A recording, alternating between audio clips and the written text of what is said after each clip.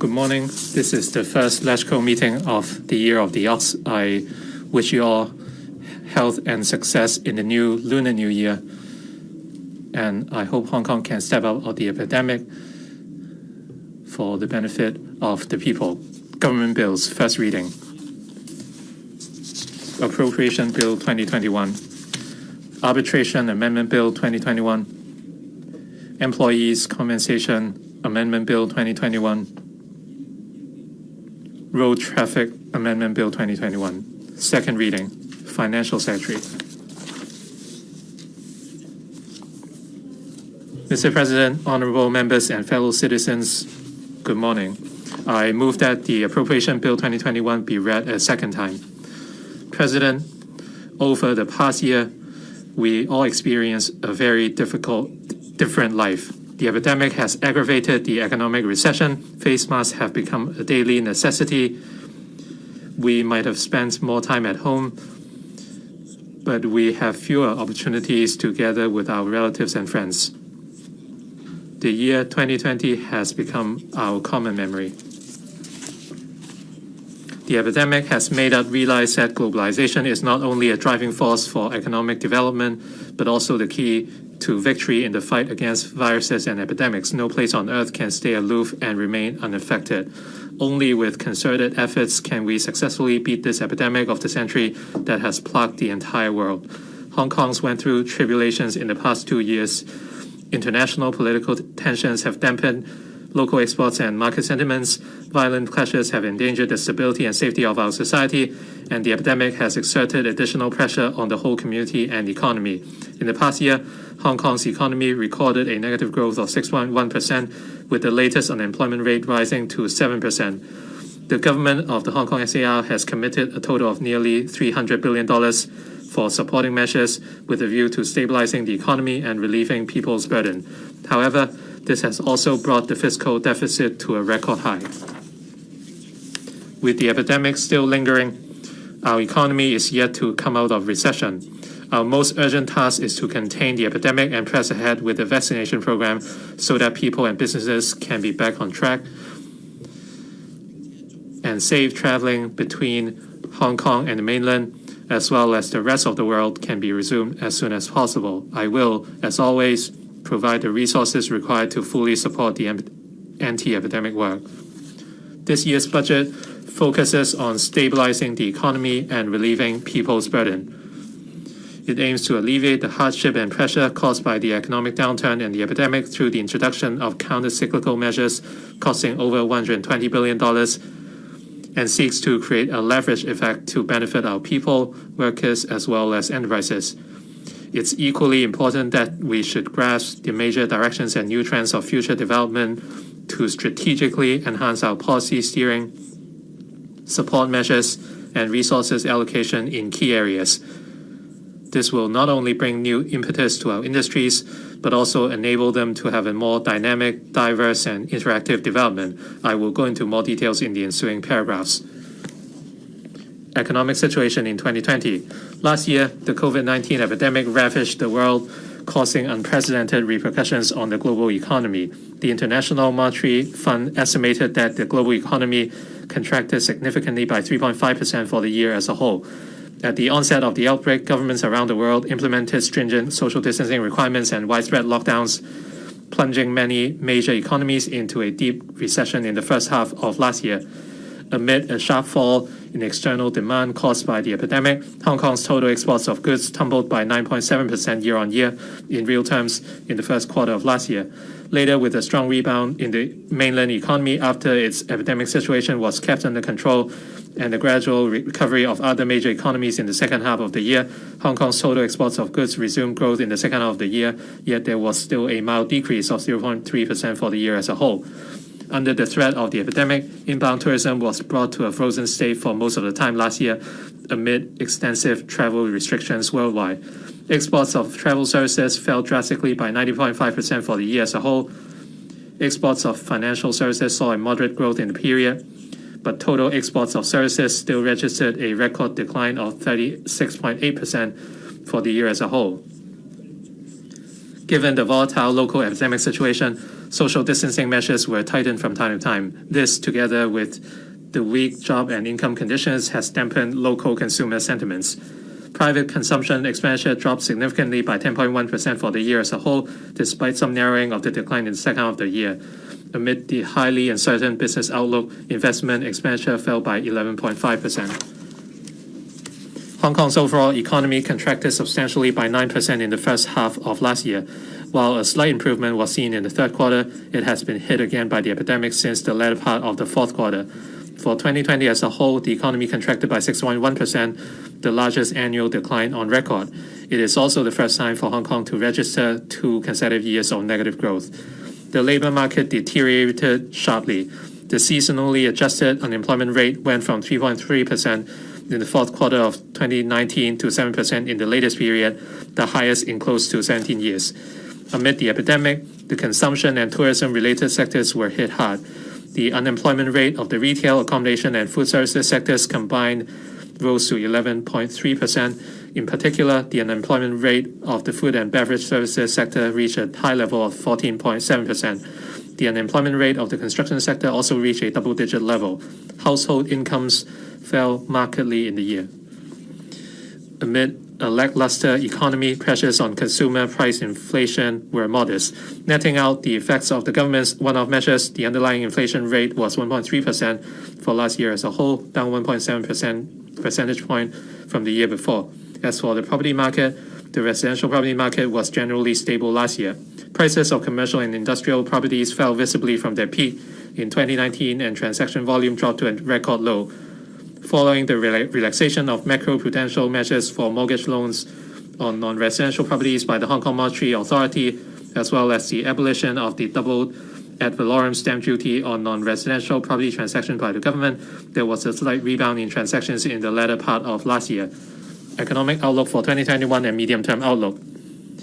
With the launch of vaccination schemes in various parts around the world, the global economy may see relatively significant improvements starting from the latter half of 2021. Last month, the IMF forecast that the global economy will rebound by 5.5% this year. The mainland economy was hit hard by the epidemic in early 2020.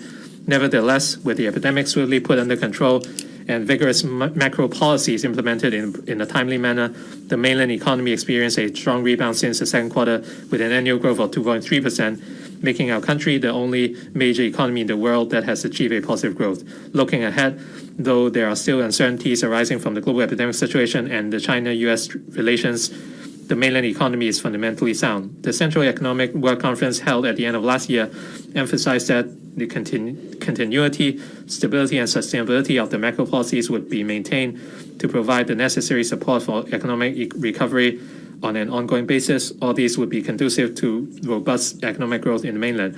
The U.S. economy has begun to pick up since the third quarter of last year, with the rollout of a vaccination program and the support of fiscal stimulus measures, as well as the easy monetary environment. Market forecasts generally point to faster economic growth in the U.S. this year. The economy in Europe has slowed down again since recently due to the resurgence of the epidemic. Nonetheless, with stronger policy support provided by the European Central Bank since late last year, the Eurozone economy is expected to rebound later this year, provided that vaccines are widely applied. Once the epidemic is contained, Japan and other economies in Asia will also see a visible recovery this year. Members, the foreign and economic policy directions of the U.S. administration is the attention of the whole world. Their implications on China-U.S. relations and the economies are of particular significance. The global community hopes that China-U.S. economic and trade relations can gradually be back to normal, thereby supporting further revival of global trade and business activities. However, as seen from the developments in the past few years, there remain many deep-seated conflicts between the two nations. Looking ahead, relations between the two nations will remain in the state of continued tension and ongoing competition, but without a total breakdown. Changes in China-U.S. relations will attract the global trade, finance, and political landscape. External factors such as geopolitical situations and possible financial risks associated with the surging global public debts also warrant attention. Hong Kong's economy is expected to resume positive growth this year, but the progress of economic recovery will hinge on the development of the epidemic. As cross-boundary movement of people and tourism activities take time to resume to normal, the economy will still face significant challenges in the first half of the year. Nevertheless, as long as the community gather together to control the epidemic and social stability is maintained, economic recovery will likely gain a stronger momentum in the second half of the year in tandem with an expected rebound in the global economy. Having regard to the latest internal and external situation, as well as the stimulus effect of the fiscal measures, I forecast that our economy will grow by 3.5% to 5.5% in real terms this year. On inflation, external price pressures are expected to remain modest. After 2 consecutive years of contraction, overall economic activities will remain below the pre-recession level this year and should not pose notable pressure on local costs. I forecast that the headline and underlying inflation rates will be 1.6% and 1% respectively this year. In the medium term, Hong Kong will continue to benefit from the ongoing development of the mainland and the shift in global economic gravity from west to east. The economic outlook is positive. Our country's economy will continue to advance during the 14th five-year plan period. The signing of the Regional Comprehensive Economic Partnership or RCEP agreement will further promote economic integration in the region. Hong Kong can open up greater room for development by leveraging the advantages under one country, two systems, playing its unique role as a gateway and an intermediary, integrating into the new overall development of our country, actively participating in the national dual circulation development strategy, and seizing opportunities brought by the development of the Guangdong, Hong Kong, Macau, Greater Bay Area, and the Belt and Road Initiative. On the other hand, the government will strive to overcome land and talent constraints, promote innovation and technology development, invest in education and nurture talent, and strengthen connection with the world. Considering the above factors and taking into account the catch-up growth that will follow the initial economic recovery this year, I forecast that Hong Kong's economy will grow by an average of 3.3% per annum in real terms from 2022 to 2025, while the underlying inflation rate will average 2%. Riding out the sun, fighting the virus together. It is the government's top priority to contain the epidemic so that businesses and the public can be back to their daily routines.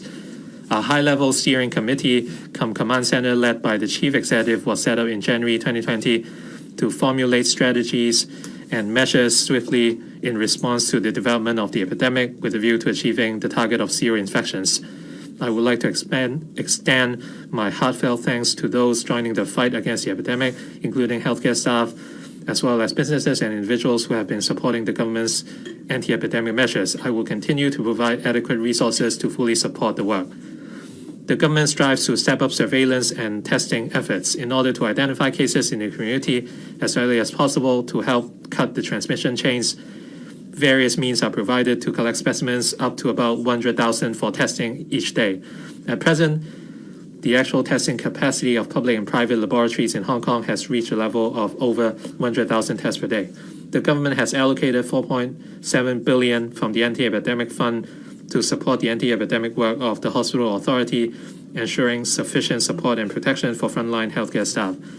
The government also provides an additional allocation of $3.044 billion, mainly for the HA to establish and operate the community treatment facility at the Asia World Expo and the Hong Kong Infection Control Center at the North Lantau Hospital. The former has commenced services in phases since last August, and the latter from the end of this month.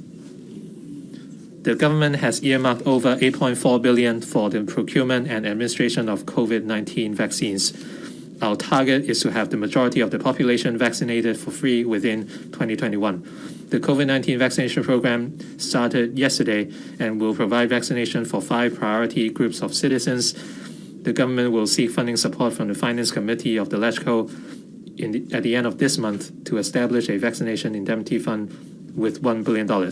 Overcoming the epidemic.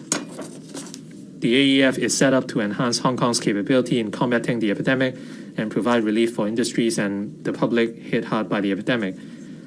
The measures launched under the AEF and the relief measures that I put forward in my last budget involve a total of over $300 billion, providing an expected support effect of more than 5% of GDP.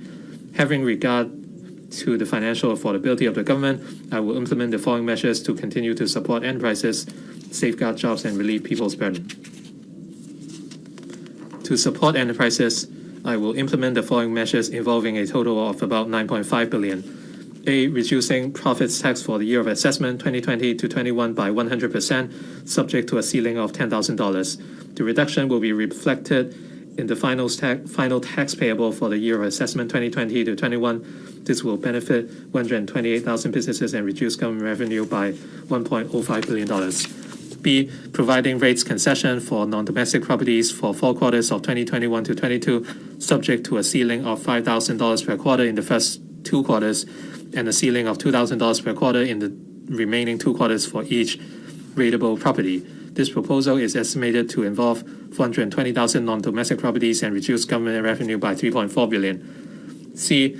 Waiving the business registration fees for 2021 to 22. This will benefit 1.5 million business operators and reduce government revenue by $3 billion. D. Continuing to waive 75% of water and sewage charges payable by non-domestic households for 8 months starting from April 2021, subject to a monthly ceiling of $20,000 and $12,500 respectively per household. This will benefit 250,000 non-domestic households and reduce government revenue by $680 million. And E. Continuing to grant the 75% rental or fee concession currently applicable to eligible tenants of government properties and eligible short-term tenancies and waivers under the Lands Department for 6 months starting from April. During the period, tenants who have to close their properties at the request of the government will continue to receive full rental waiver for the duration of the closure. This will reduce government revenue by $1.4 billion. The government has introduced a number of enhancements to the SME financing guarantee scheme, including the rollout of the 90% guarantee product and the 1-year special 100% guarantee product to provide enterprises with low-interest loans or interest subsidies, as well as principal moratorium, during which only interest payments have to be made, giving them more breathing space for recovery. As at the end of January, a total of $42.7 billion in loans was approved under the 100% guarantee product, benefiting over 20,000 enterprises involving 260,000 employees. As the epidemic has been lingering for over a year, in order to continue to relieve the cash flow pressure of SMEs, I will extend the application period of the special 100% guarantee product to the end of this year, further increase the maximum loan amount per enterprise from the total amount of employee wages and rents for 12 months to that for 18 months, and raise the loan ceiling from $5 million to $6 million, extend the maximum repayment period from 5 years to 8 years, and extend the maximum duration of principal moratorium from 12 to 18 months. The Hong Kong Mortgage Corporation Insurance Limited will announce the details later. Further to the launch of the pre-approved principal payment holiday scheme, together with the banking sector in response to the epidemic, last May, the HKMA announced in November that this scheme would be extended for 6 months to April 2021, having regard to the ongoing impact of the epidemic on economic activities. Some 120,000 eligible corporate customers are covered by the scheme. Under the scheme and other relief initiatives offered by banks, about 59,000 cases have been approved by banks to support enterprises as at end January, involving about $50 billion. Support employment. Following the allocation of funding to enhance the upgrading special scheme run by the Employees Retraining Board in last year's budget, the ELB launched the 3rd tranche of the scheme in January to provide training and allowance for 20,000 trainees affected by the economic situation. The government will ask the ELB to launch the 4th tranche of the scheme in July, which will last for 6 months until the end of this year, benefiting 20,000 trainees. The ELB will continue to provide more training options under the scheme and more online courses for trainees to engage in distance learning during the epidemic.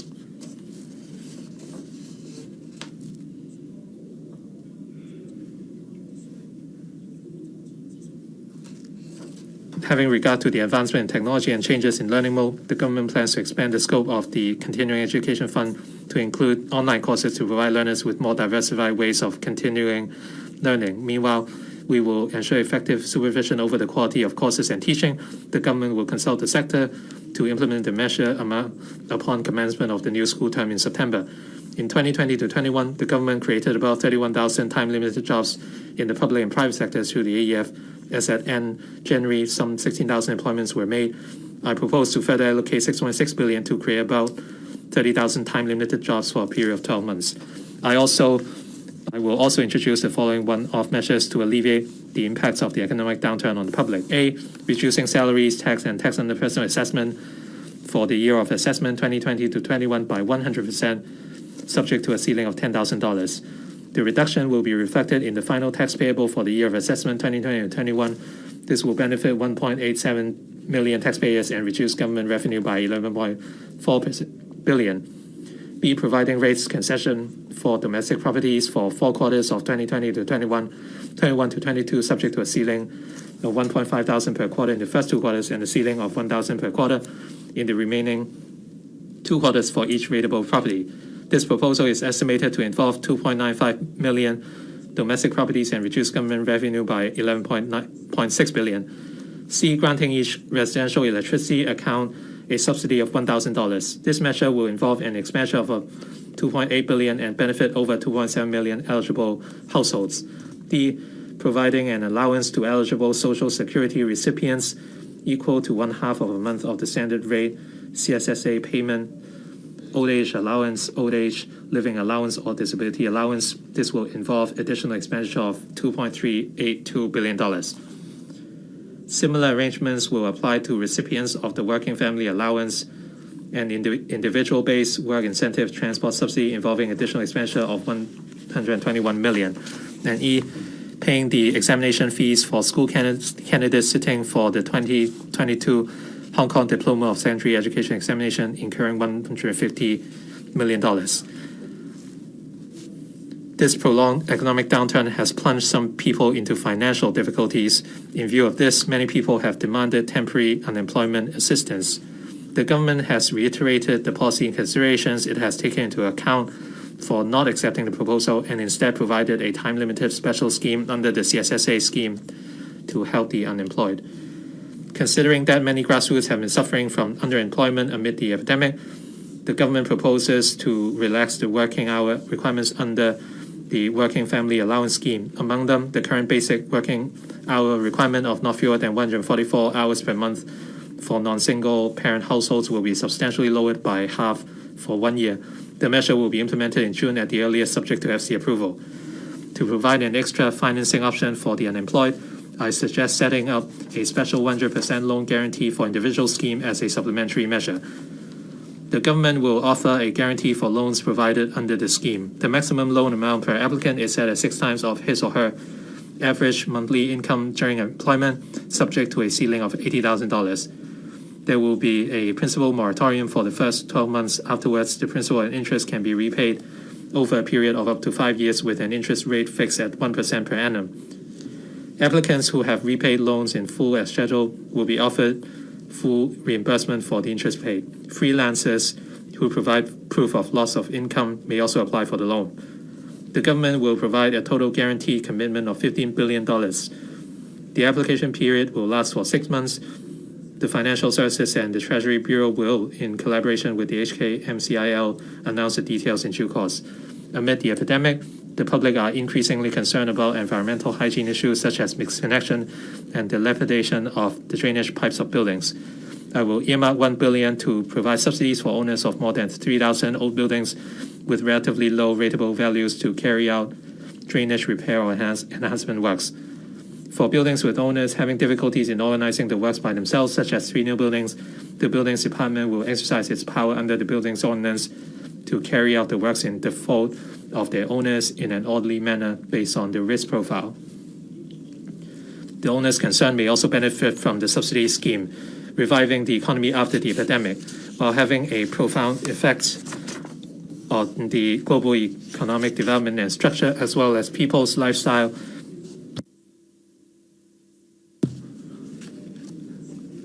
To enable our economy to revive after the epidemic, we would adopt a targeted approach. Apart from helping enterprises adapt to the economic new normal after the epidemic and stimulating consumption, we should also promote our advantages outside Hong Kong. I will elaborate on the relevant measures in the ensuing parts of our speech. Digital economy. Many traditional industries have accelerated the application of technology in their operations due to the epidemic. Examples include digital payment, smart self-service systems, and various online businesses, customer services, and workflow management.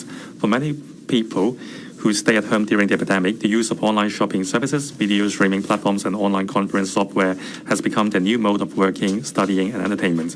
For various trades, it has now become a trend to speed up digital transformation in order to adapt to the new consumption modes and habits of the people. Only by making good use of information technology can enterprises seize the opportunities of development when the epidemic is over.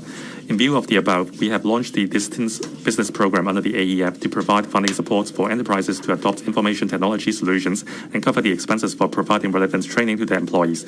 The program has received an overwhelming response since its launch in mid-2020, and a total funding of nearly $800 million has been granted. We have subsequently allocated an additional funding of $1 billion for the continuation of the program and further enhancements. The challenges posed by the epidemic have also catalyzed local R&D developments. They not only incentivize businesses to conduct research and development for products or innovative services, but also provide enterprises with suitable contexts for application. The electronic wristbands used for home confinement and the touchless lift button system are some good examples. The government will continue to support enterprises of manufacturers through, among others, the Public Sector Trial Scheme, the Technology Voucher Program, and the Reindustrialization Funding Scheme in realizing and commercializing their R&D outcomes, using technological services to improve their productivity or business process, and setting up smart production lines in Hong Kong. This will enable them to better grasp the opportunities brought by the new economy. I will allocate a total of $375 million to the Hong Kong Trade Development Council, TDC, in 3 years, starting from 2020 to 21 to 22, for developing virtual platforms to enhance its capability to organize online activities and to proceed with digitalization. Moreover, the TDC will promote Hong Kong's strength in the development of the GBA and in healthcare products and services. It will also explore the use of its physical and online business-to-consumer platforms to assist young business starters in promoting their original products and gauging the preference of consumers.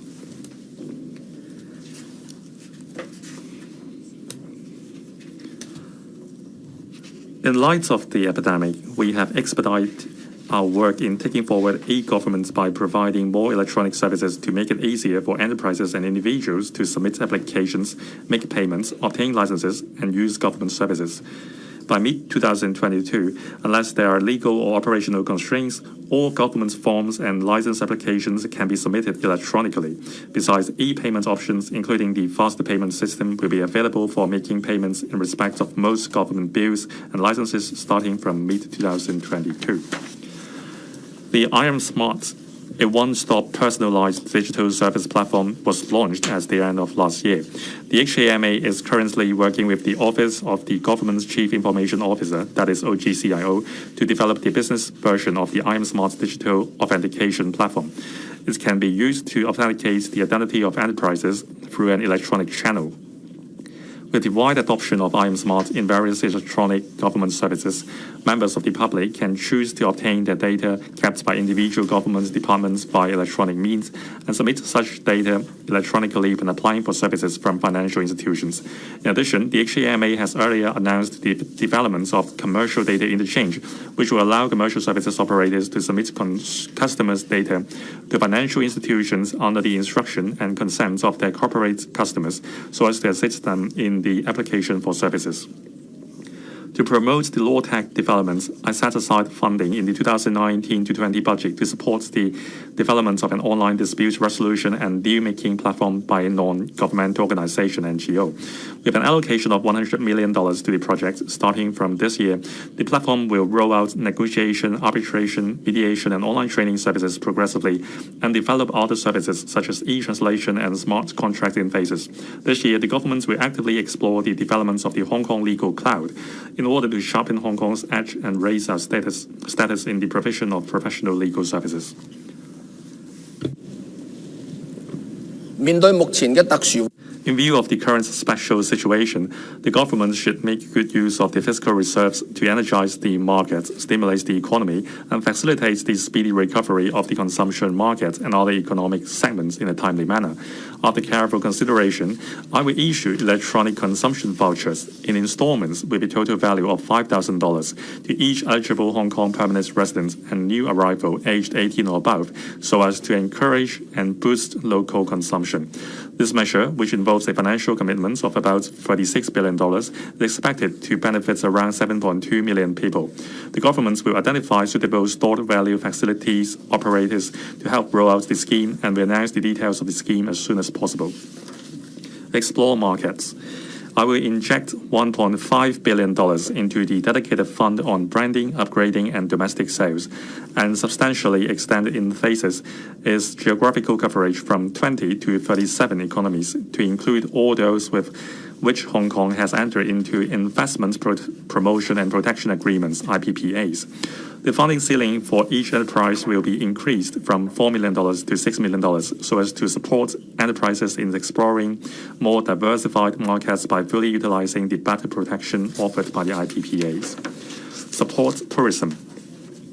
The epidemic has dealt a heavy blow to the local tourism industry, bringing it to a standstill. Apart from the financial support of nearly $2.6 billion that has already been provided for the tourism industry, I will further earmark a total of $934 million to enhance tourism resources, of which $169 million will be used to continue to take forward local cultural, heritage, and creative tourism projects, such as the Yim Tin Chai Arts Festival and the City in Time. We will continue to improve the facilities along hiking trails to develop more green tourism resources. The purpose is to offer leisure and travel experience with rich historical and cultural elements to both locals and visitors. I will also earmark $765 million to support the Hong Kong Tourism Board, HKTB, in reviving our tourism industry. The HKTB has launched promotional programs such as Holiday at Home and 360 Hong Kong Moments, with a view to enhancing local ambience and consumption as well as maintaining the promotion and exposure of Hong Kong in visitor-source markets. Upon gradual resumption of cross-boundary travel, the Hong Kong TB will roll out promotional offers to attract visitors through the Open House Hong Kong platform. The HKTB is also conducting a comprehensive review of the positioning of Hong Kong's tourism in the long run in response to the new normal after the epidemic, with a view to formulating appropriate strategies to spur the recovery of the tourism industry. Provided that public health can be safeguarded, the government will consider relaxing restrictions on group gatherings in relation to local group tours again to allow room for business operation for the tourism industry. The government will discuss and work out arrangements regarding air travel bubble with places that have close economic and trade relations with Hong Kong and where the epidemic situation is relatively stable. Apart from the above initiatives, additional resources will also be allocated to enhance country parks, recreational facilities, harbour fronts, etc. These enhancements will improve people's quality of life when the epidemic is over and may also appeal to our visitors. I will provide more details in the ensuing parts of my speech. Promote Hong Kong. Once the pandemic further subsides, the government will launch a large-scale publicity and promotional campaign at home and abroad, showcasing to the world the image of Hong Kong as a highly open international city in the GBA from various perspectives such as finance, INT, culture and creativity, and tourism, as well as our unique advantages under one country, two systems. We hope to attract enterprises, investors, and talents to Hong Kong. Invest Hong Kong and our overseas offices will step up their efforts in this area. Positioning and directions for economic development. First, assessment of situation. Hong Kong has been leveraging the support from the mainland while engaging the world. Over the past many years, we have been utilizing our advantages in institution, talents, and external connections and served as a bridge between our country and the rest of the world in different ways in response to our country's ever-changing needs. By doing so, Hong Kong has contributed to national development and at the same time promoted its own development and economic growth. Only by making good use of the advantages of one country, two systems, with the precondition of strengthening national security, can we continue to play and even enhance our role on this front. Over the past 2 years, Hong Kong has been affected by the deterioration of the China-US relations and experienced the blow from the social incidents and the ravages of the pandemic. However, we should not let these challenges weaken our confidence in the future. Instead, we should learn from the experience and make correct assessments of the major development trends. First, the world is facing profound changes unseen in its century. The economic gravity is shifting from west to east, and the political setting has also seen subtle changes. Our country's composite national strength has enhanced significantly, while other developing countries in Asia have undergone robust developments. However, with the rise of unilateralism in recent years and the misunderstandings of some Western countries towards Hong Kong's developments, we are facing greater difficulties. The epidemic has increased various countries' concerns about development security, which might further escalate protectionism. Some nations encourage or even ask enterprises to move back to their home countries, impacting on the development and setting of global value chains. Second, the world is facing drastic disruptions brought by technological revolution, which have far-reaching implications for our personal life, modes of production and operation, economic structures, development prospects, and international landscape. The pandemic has also accelerated changes in the mode of business operation and people's living habits. Making good use of digital technology is not only essential to effective business operation, but also crucial for preventing and combating the pandemic and protecting public health and safety. Whether a place can attain a leading position in INT will determine its success or failure. Third, green development is a major global trend. Environmental pollution and climate change have become too serious to ignore. There is a general recognition in the international community that we should promote green and low-carbon development, which involves extensive new areas. The governments need to have visions and determination. The people need to build awareness of environmental protection and corresponding habits. The business sector needs to develop and adopt novel technologies and launch products of high efficiency. Other matching services such as financial support are also needed. Fourth, as for Hong Kong, we have experienced many changes at different points in our history, but the support of our country has remained unchanged. With the advantages under one country, two systems, Hong Kong has a unique and irreplaceable role in the national development. Functions and positioning. With its deep and extensive connections with the world, Hong Kong will continue to be an important platform for economic exchanges and trade between the mainland and the international community. As mentioned in the proposal for formulating the national 14th five-year plan, our country supports Hong Kong in consolidating and bolstering our competitive edges, building the city as an international INT hub, fostering the development of the city as a BNR functional platform, and achieving diversified and sustainable developments of the economy. With our country's support, we can further capitalize on our advantages and realize our potential. We must step up our efforts to explore international economic and trade opportunities and actively participate in national development through making use of our industries with competitive strengths. Hong Kong has prominent functional roles in various aspects, such as pooling international capital and talent and providing a platform to align our country's standards with the international ones.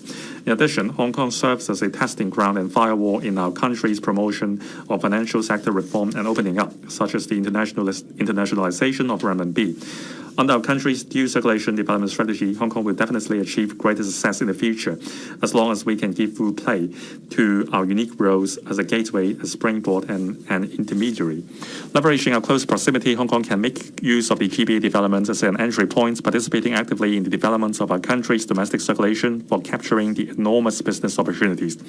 As an international metropolis that connects the world, Hong Kong can help the expansion of the country's external circulation and, in consequence, further strengthen its status as an international center for finance, commerce and trade, as well as a home for corporate headquarters.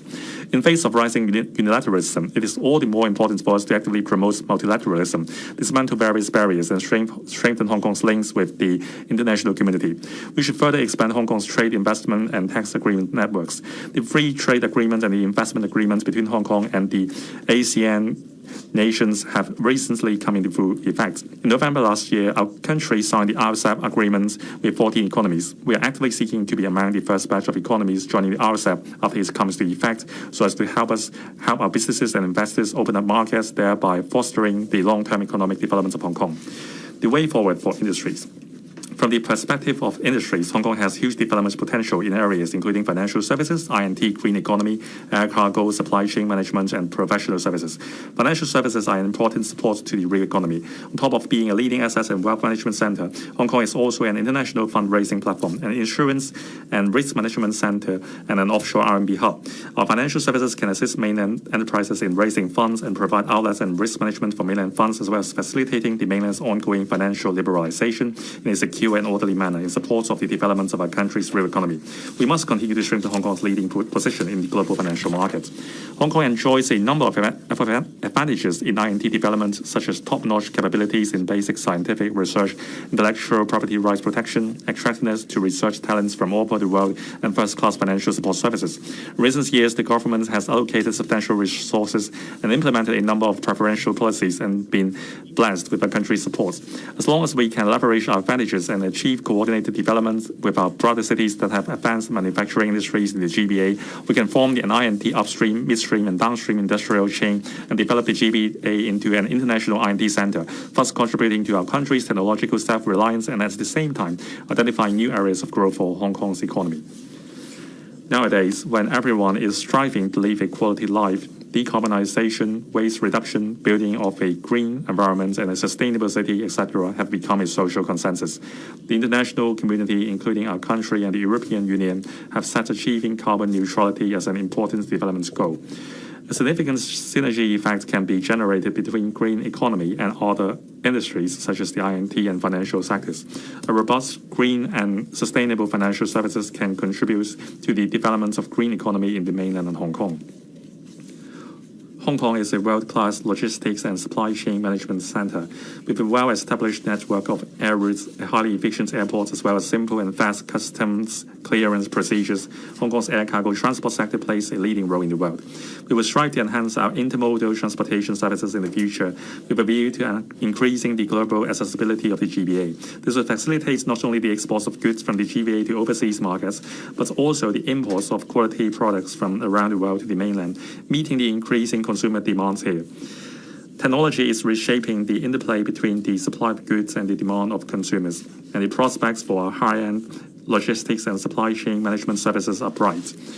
As our country seeks to achieve high-quality development, the demand for various types of professional services such as legal, accounting, construction, and project management services is on the rise. These areas are where our strength lie. Hong Kong's professionals can provide services in a market full of opportunities and also promote the alignment of industry standards in the mainland with those of the international community. Apart from the above industries, there is also a growing demand for inclusion of cultural and creative elements in the cyber world. I will allocate additional resources to promote the development of cultural and creative industries so that young people can have more employment and business startup opportunities for unleashing the potential and realizing their dreams. GBA.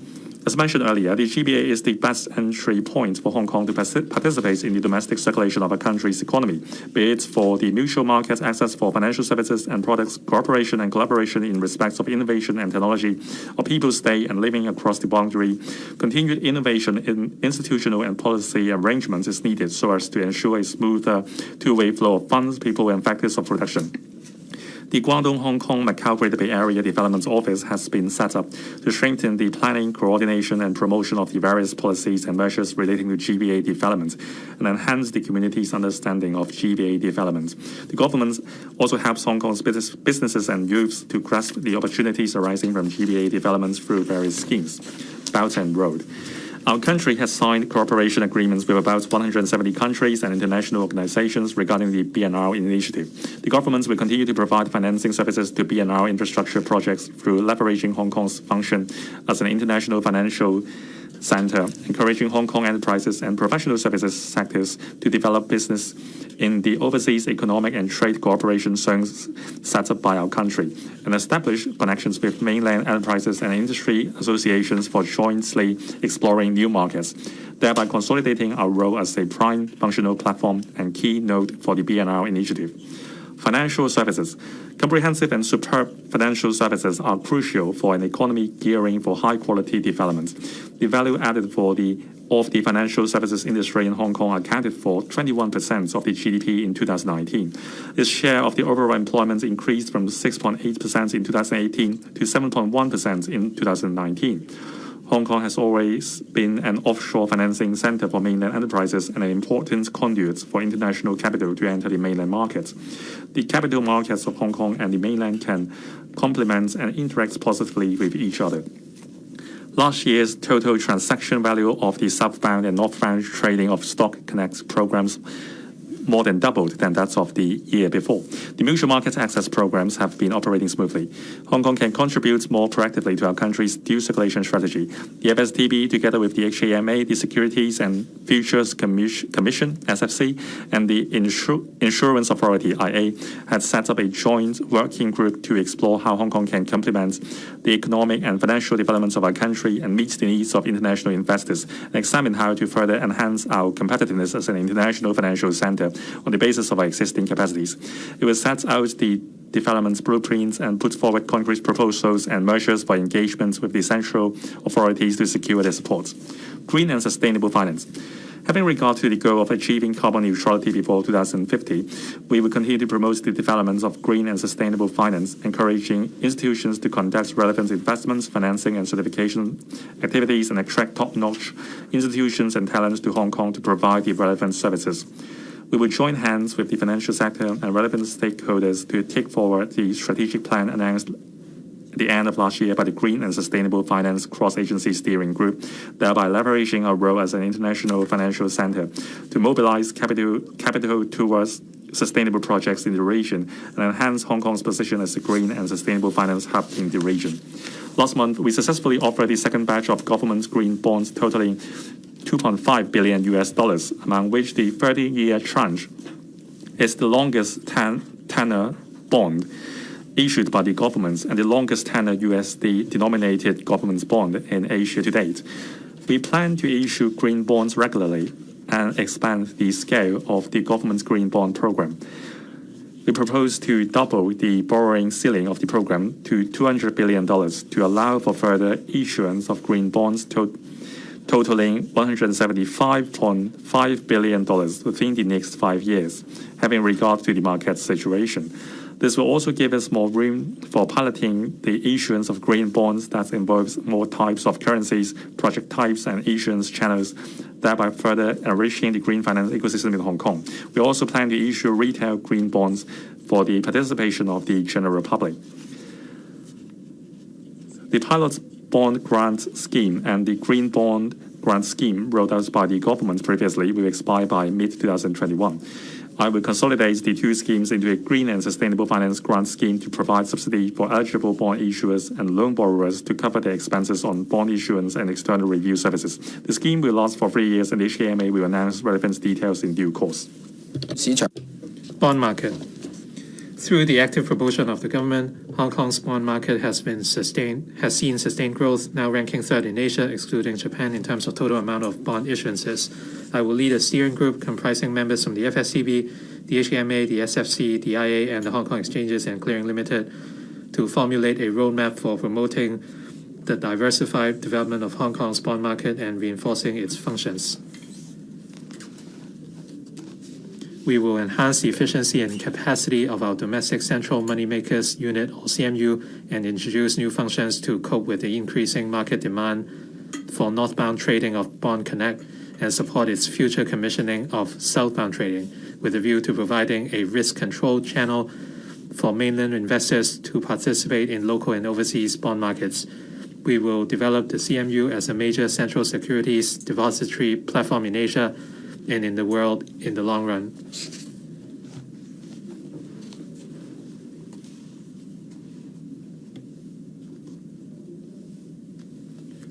Bond Connect development. We target to expand Bond Connect to cover both southbound and northbound trading.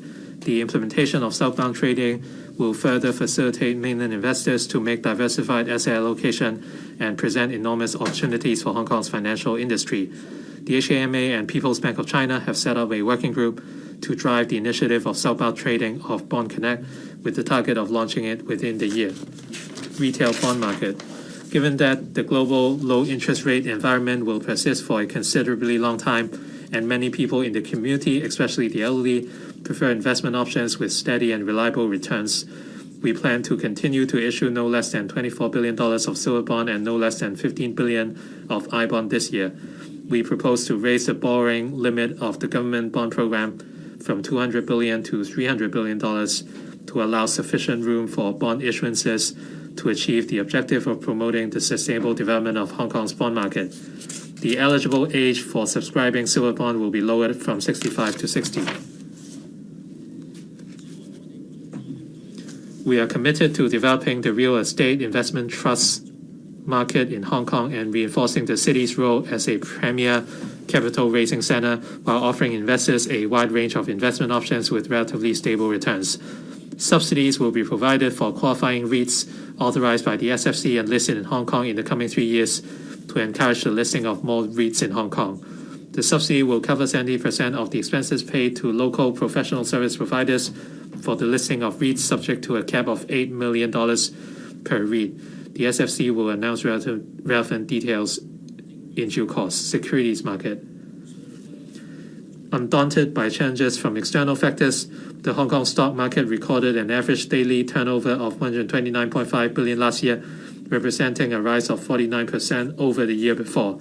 A total of $397.5 billion was raised through initial public offerings during the same period, representing an increase of 27% over the year before, and among which over 90% of the funds were raised by mainland enterprises.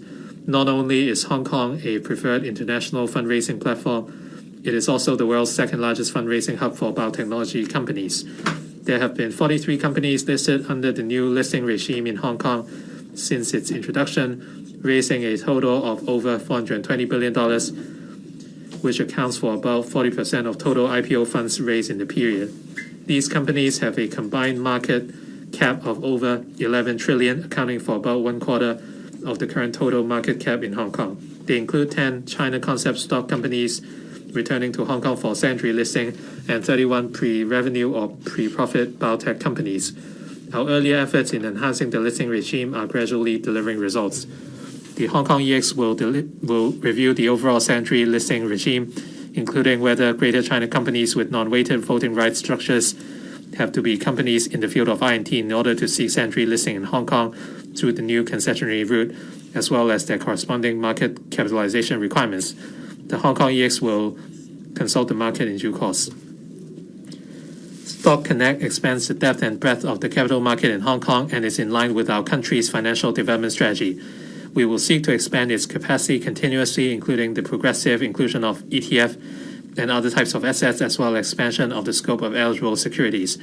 With international investors' increased participation in the A-share market through Stock Connect, there's a growing demand for using A-share index futures to hedge market risk. The Hong Kong EX will accelerate the preparatory work for the launch of MSCI China A Index Futures contract.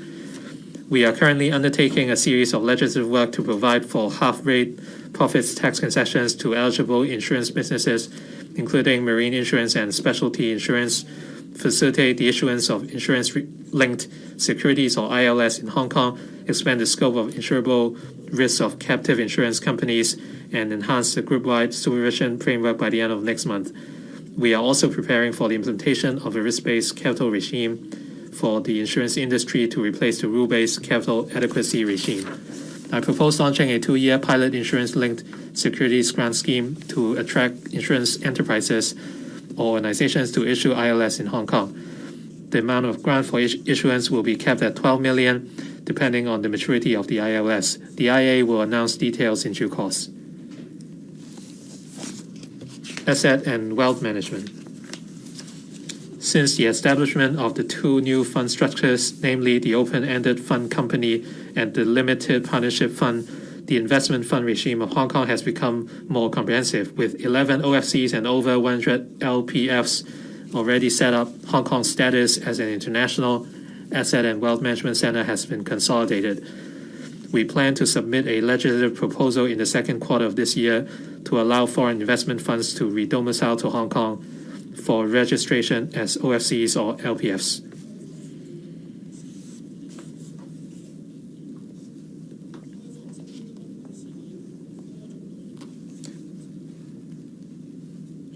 OFC suits various types of investment funds. We will provide subsidies to cover 70% of the expenses paid to local professional service providers for SFCs set up or redomiciled to Hong Kong in the coming 3 years, subject to a cap of $1 million per OFC. The SFC will announce relevant details in due course. We have introduced an amendment bill to provide tax concessions for carried interest issued by private equity funds operating in Hong Kong. We strive to secure the LegCo's passage of the bill within the current session for the tax concession arrangements to apply starting from 2020 to 21. To enhance our attractiveness as a hub for family offices, Invest Hong Kong and regulators will offer one-stop support services to family offices interested in establishing a presence in Hong Kong. We will also review the relevant tax arrangements. Innovation and technology. In the past 3 years, the government allocated over 100 billion to support the development of INT. We already have 8 unicorns, making Hong Kong comparable to many larger economies. Despite the huge challenges imposed by the epidemic as well as the internal and external environments, I'm convinced that the promotion of INT is the right direction for the long-term development of Hong Kong. In recent years, the number of research personnel and the number of staff members of startups in Hong Kong have increased substantially. To nurture INT talent, the Education Bureau has implemented a number of measures to promote STEM education, including curriculum updating, providing professional training for teachers, subsidizing and organizing large-scale learning activities such as the STEM Education Fair. The Standing Committee on STEM Education of the Curriculum Development Council steers and promotes the long-term development of STEM education in primary and secondary schools, as well as reviews continuously the relevant curriculum. The IT Innovation Lab in Secondary Schools program has received positive response since its launch. I will set aside over $200 million to extend the program to primary schools. Funding of up to $400,000 will be provided to each subsidized primary school in the coming 3 school years, thereby rolling out a Knowing More About IT program to enhance students' interest and knowledge in IT and their applications through extracurricular activities to prepare them for integration into the knowledge-based economy and participation in the development of a digital society. The OGO will set up a one-stop support center to provide assistance to primary schools. Last year, I earmarked $40 million to implement a pilot scheme under which subsidies are provided for students who study science and technology in local universities to enroll in short-term INT-related internships. More than 1,600 students and over 1,000 enterprises participated in the scheme, and 80% of the interns indicated that they would consider pursuing a career in INT after graduation. Given the overwhelming response, I announced that the scheme will be regularized. The government will launch a global STEM professorship scheme in the first half of the year to support universities in attracting world-renowned INT scholars and their team to Hong Kong to participate in STEM teaching and research. The scheme will involve an expenditure of about $2 billion, which will be borne by the government, the universities, and the Hong Kong Jockey Club Charities Trust. Job opportunities and continuous training are also crucial for nurturing INT talent. In the past 3 years, the Research Talent Hub has funded over 3,700 R&D positions. Among those engaged, about 1,400 are postdoctoral talent. The Reindustrialization and Technology Training Program provided on-the-job training for over 3,500 employees of some 1,800 enterprises to enable them to have a better grasp of the development of the new economy and INT. The Greater Bay Area Youth Employment Scheme, launched earlier this year, also provides about 700 INT places to encourage enterprises to employ Hong Kong's university graduates so that the latter can undertake INT-related work and receive on-the-job training in Hong Kong and another city in GBA. Innovation and Technology Infrastructure. Over 80% of the areas in the 2 buildings under Stage 1 of the Science Park Expansion Program has been occupied. As for the Data Technology Hub in the Cheung Kwan O Industrial Estate, since its commencement of operation in the 4th quarter of last year, 16 enterprises have already set up offices there or signed tenancy agreements. Besides, a number of enterprises have expressed interest in setting up offices in the hub. The Inno cell adjacent to the Science Park was completed at the end of last year, providing about 500 residential spaces with flexible design facilities such as shared workspaces for the research personnel in the Science Park. Leasing activities will commence and a trial run will be held in the first half of this year. The supply of R&D and working spaces in the Hong Kong Science Park and Cyberport falls short of demand. In the last 2 budgets, resources were set aside for the Science Park expansion and Cyberport 5 development, which will respectively provide 28,000 and 63,000 square meters of floor area, mainly for R&D or operation of INT enterprises. We are also pressing ahead with the development of the Hong Kong Shenzhen Innovation and Technology Park in the Lok Ma Chau Loop. A provision of about $32.5 billion has been approved for the project. Works have already commenced. The first batch of facilities is expected to be completed in phases from 2024 to 2027. The economic contribution to Hong Kong of which is expected to reach $5.5 billion per annum, with about 4,800 jobs to be created. Upon full development, the park will be the largest ever INT platform in Hong Kong, providing a gross floor area of 1.2 million square meters, which is approximately 3 times that of the Science Park. Its economic contribution to Hong Kong is expected to reach $55 billion per annum, with about 52,000 jobs to be created. On digital infrastructure, the coverage of 5G network in Hong Kong is now over 90%. The subsidy scheme for expanding fiber-based network to villages in remote areas will be completed in phases from this year. The government will continue to support the development of 5G networks and applications release more 5G spectrum in different frequency bands, facilitate the setting up of radio base stations by operators at suitable government venues and public facilities, assist in the relocation of the typo satellite Earth stations, and provide land at Chung Ham Kok Teleport for the development of infrastructure to connect with external telecom facilities. Promote research and development. Over the past few years, we have been dedicated to promoting R&D, but it takes time to deliver results. These efforts are gradually bearing fruit with the rising GDP on R&D activities in recent years, boosting our confidence in promoting R&D. Amendments were made to the Inland Revenue Ordinance in late 2018 to provide for enhanced tax reduction for qualifying R&D expenditure to encourage enterprises to devote resources to local R&D. The total amount of R&D expenditure for which claims for tax deduction were made in the first year of assessment has more than doubled since the implementation of this measure. 70% of this amount enjoy enhanced tax deduction. The measure has delivered notable results. Since permission was granted for the remittance of mainland R&D funding to Hong Kong, the State Ministry of Science and Technology, Guangdong Provincial Government, and Shenzhen Municipal Government in the past 2 years have approved over renminbi 340 million for universities and research institutes in Hong Kong to conduct R&D or set up laboratories, adding impetus for local R&D activities. The Inno Hong Kong Research Clusters is our flagship project. It comprises Health at Inno Hong Kong on healthcare technologies and Air at Inno Hong Kong on artificial intelligence and robotics technologies, and has attracted many top-notch universities and research institutions in the world. The first batch of about 20 R&D labs will commence operation progressively in the first quarter of the year. This will further consolidate Hong Kong's position as a global research collaboration hub. Funding under the Innovation and Technology Fund increased by over 7 times in the last 7 years. I will inject $4.75 billion per year to the ITF 2 years in a row to sustain its 17 funding schemes, as well as the work of over 50 R&D labs in the next 3 years. Startups.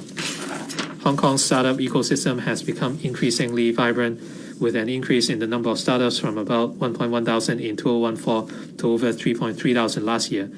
Investment from venture capital funds in Hong Kong also increased from 1.24 billion in 2014 to 9.9 billion in 2019, representing an increase of over 7 times. Over the past 3 years, I&T enterprises in the Science Park and Cyberport have attracted over $41 billion of investment. Besides, some 600 startups are being incubated by the Science Park and Cyberport, on top of the nearly 1.3 thousand startups already graduated from the programs. The Innovation and Technology Venture Fund has invested more than 100 million in 19 local startups over the past 2 years, attracting more than $500 million of private investment. The ITVF appointed 3 new co-investment partners late last year. We will continue to partner with venture capital funds to invest in local startups.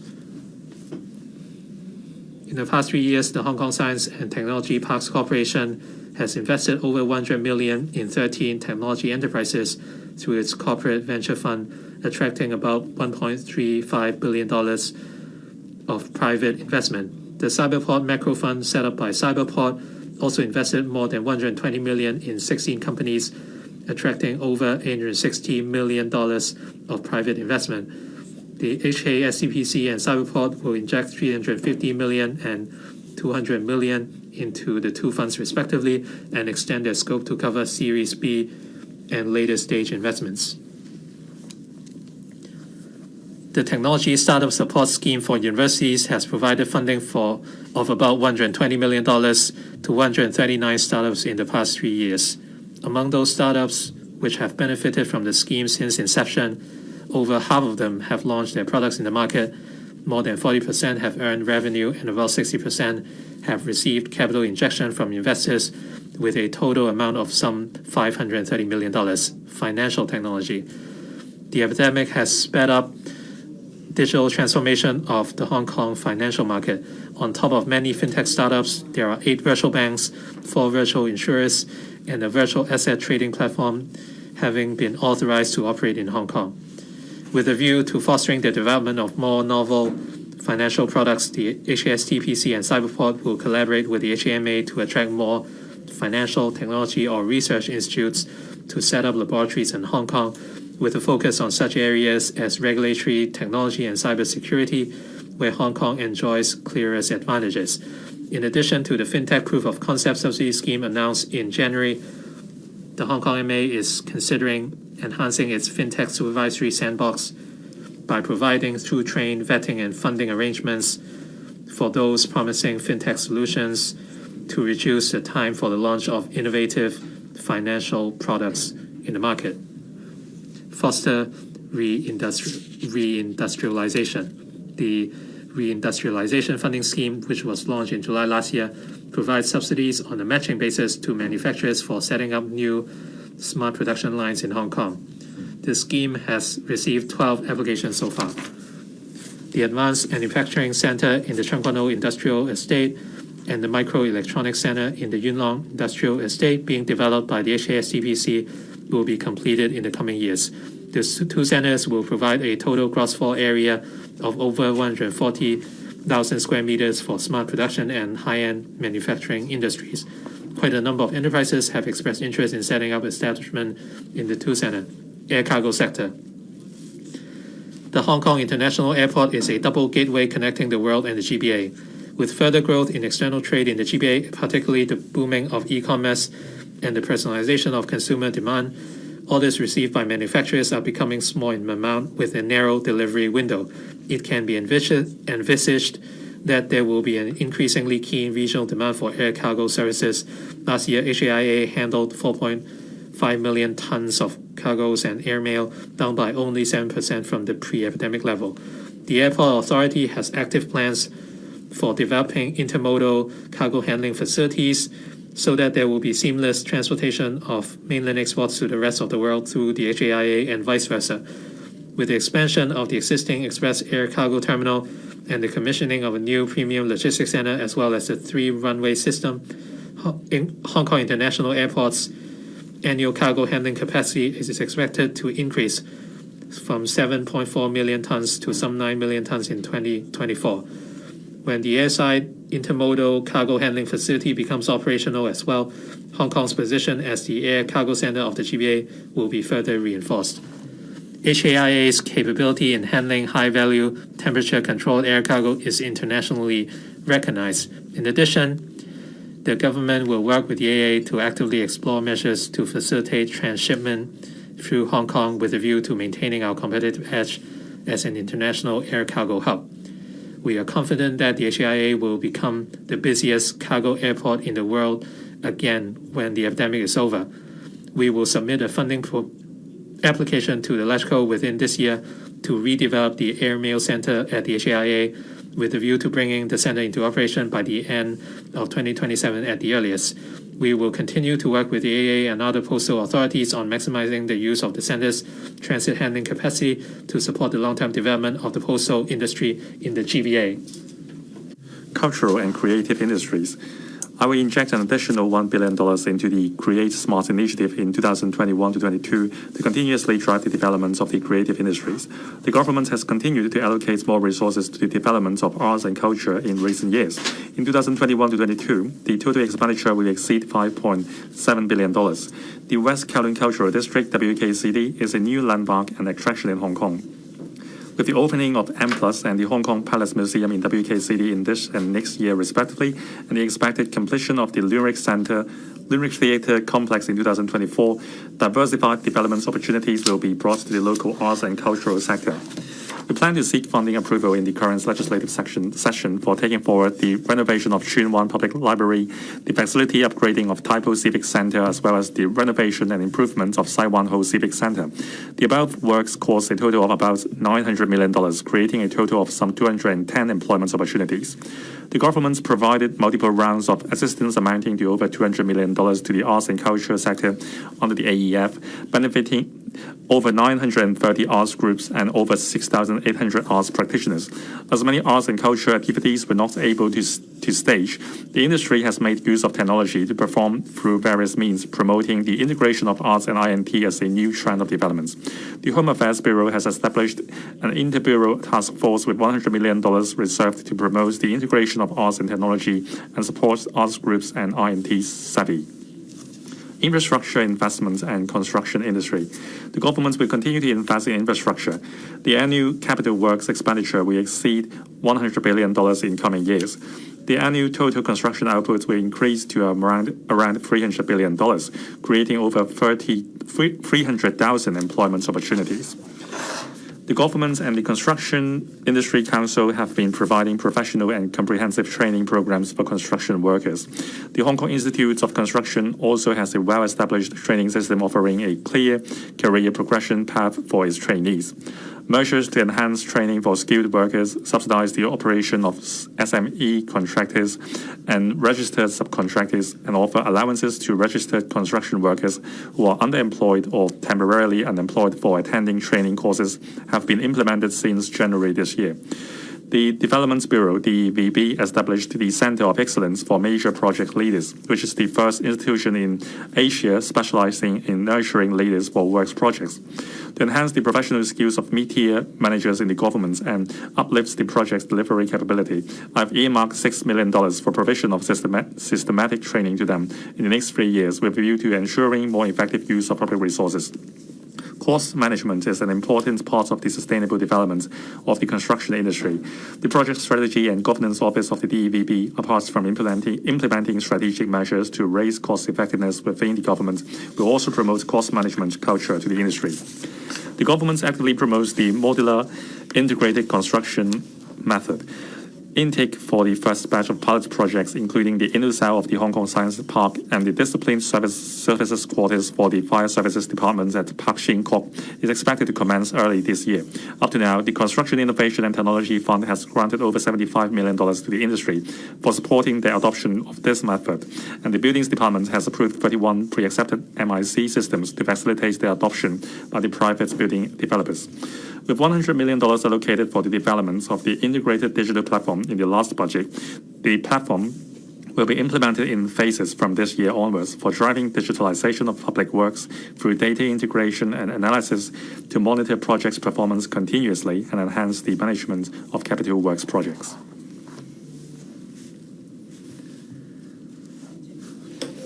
Building a livable city. Land supply. The 2021-22 land sale program comprises a total of 15 residential sites and 3 commercial sites, capable of providing about 6,000 residential units and about 480,000 square meters of commercial floor area, respectively. With the residential sites under the land sale program, together with railway property development projects, private developments and redevelopment projects, and the urban renewal authorities projects, the potential land supply for the whole year is expected to have a capacity of providing about 16,500 units. The Secretary for Development will later announce the details of the land sale program for the next financial year. The construction of Kwu Tung North Fan Lang North New Development Areas, NDAs, is making good progress. The intake for the first batch of public housing in Kwu Tung North is expected to take place in 2021, 1 year earlier than originally planned. Private residential sites in the area will be tendered gradually. The 12 hectares of private land involved in the first phase of the works for Hong Shui Kiu, Ha Chun, NDA has been resumed as scheduled. Site formation and infrastructure works are underway. As for the Yuen Long South development, we are going through the statutory planning process. The first batch of public housing units will be completed in 2028. We will seek funding approval from the LegCo for studies related to the New Territories North NDA within this legislative session. The studies will commence shortly afterwards. The first 2 parcels of housing land under the Chung Chung East reclamation works were handed over to the Hong Kong Housing Authority for public housing development last year. The first intake for about 10,000 public housing units will take place in 2024. We estimate that in the NDA projects and other government and private development projects under planning, there is a total of over 860 hectares of brownfield sites in the new territories, which can gradually be redeveloped for housing and other land uses. Over the past few years, we have identified 210 sites with potential for housing development. Rezoning has been completed or commenced for 70% of them. It is estimated that about 40% of the public housing units to be completed in the next 10 years will come from the rezoned sites. We are examining the feasibility of rezoning 5 commercial sites in Kowloon East for residential use, taking into account the latest economic situation and market response. If confirmed feasible, we plan to initiate the relevant statutory town planning procedure this year. A total of about 5,800 private housing units can be provided according to our preliminary estimation. The Mass Transit Railway Corporation Limited and government departments are pressing ahead with the development of the Siu Ho Wan depot site. Our target is to have the first batch of about 6,000 public and private housing units gradually ready for intake in around 2030.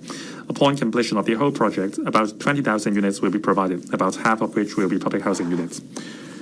We plan to conduct later this year district consultations on 2 single-site multiple-use projects, namely the redevelopment of Tuen Mun Clinic and the joint-use building for community facilities at Shan Mei Street in Sha Tin.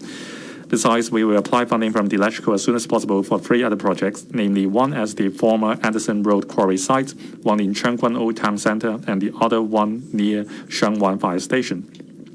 In addition, we are reviewing about 40 government, institution, or community sites with joint use potential. We hope to put forward concrete proposals for these sites this year, including developing multipurpose public facility buildings.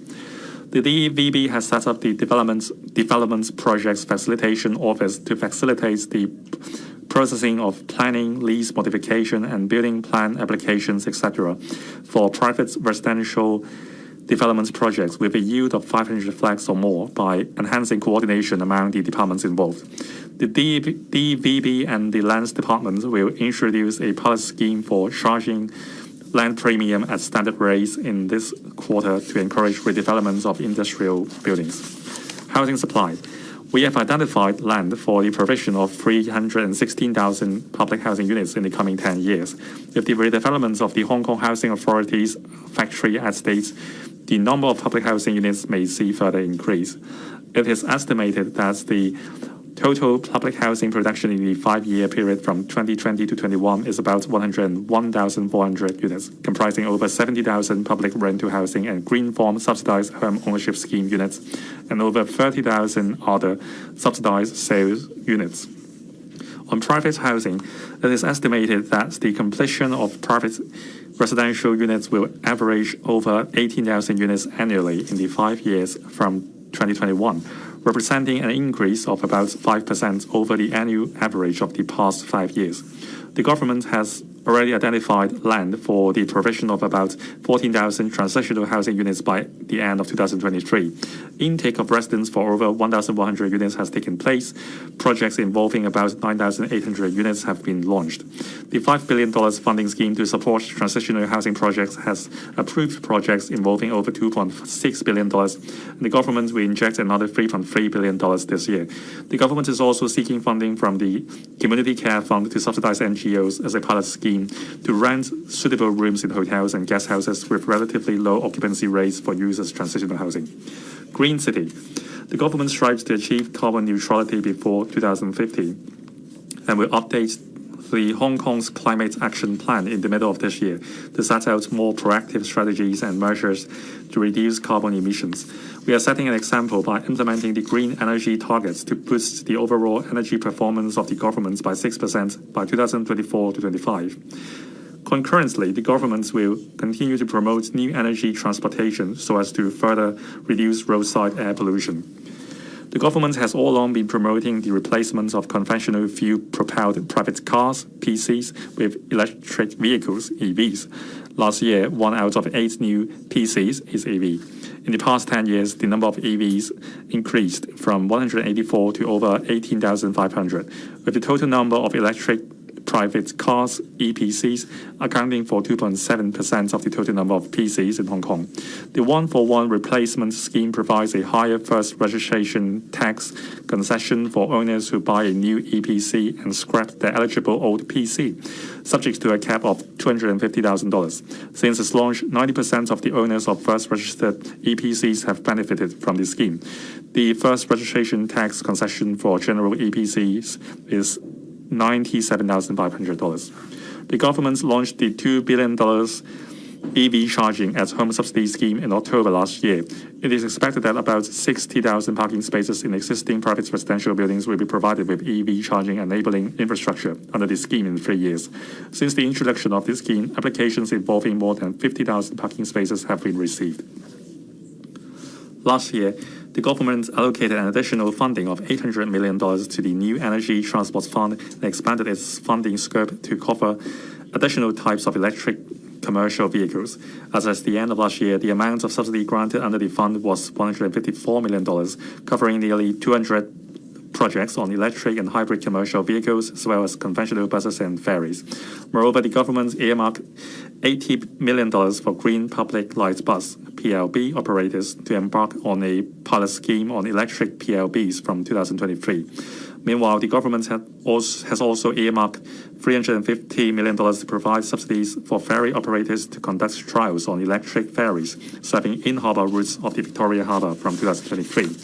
The Environment Bureau will announce next month Hong Kong's first roadmap on the popularization of EVs, setting out long-term policy objectives and plans on the use of EVs and the associated supporting facilities. The key measures include ceasing the new registration of fuel-propelled PCs in 2035 or earlier, expanding the EV charging network and promoting its marketization, training of EV technical and maintenance practitioners, and formulating a producer responsibility scheme for retired EV batteries.